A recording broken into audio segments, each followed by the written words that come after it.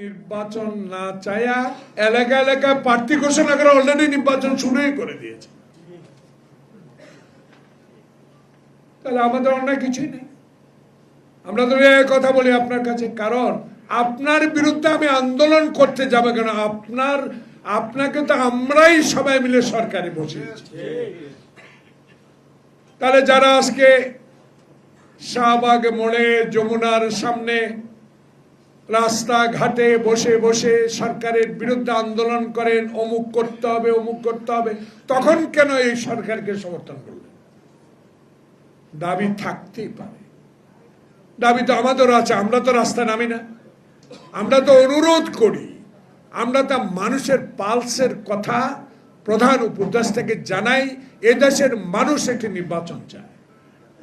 রাস্তায় নামলে কি নির্বাচন আদায় হবে? রাস্তাতে নামলাম, 5,000 লোকের আত্মহত্যা দিলাম, জেল খাটলাম, 16 বছরে 10 বছর অধিক আমি জেল খাটলাম। আমার নেতা ফখরুলকে কিভাবে জেলখানায় নিয়ে গেছে, আব্বাসকে কিভাবে নিয়ে গেছে, সব তো আমাদের দৃশ্য মনে আছে। ইলিয়াস আলী নাই, সৌদি আলম নাই, আয়নাগর এখনো আছে, আয়নাগর বানাবার লোকগুলো আছে। আজকে গতকাল দেখলাম সচিবালয়ে 5 জন সচিবের বিরুদ্ধে কারা কারা যেন আন্দোলন করছে। এগুলো দেখেন না, বড় হাসি পায়। একটা কথা না বললে হয় না যে আব্দুল হামিদ চলে গেছে, তদন্ত কমিটি হয়েছে, চলে যাওয়ার পর তদন্ত কমিটি, হাস্যাস্পদ ব্যাপার। আরে যাওয়ার আগে চোখ কান কেন খোলা রাখলেন না? তদন্ত করে কি হবে? হামিদের আনতে পারবেন?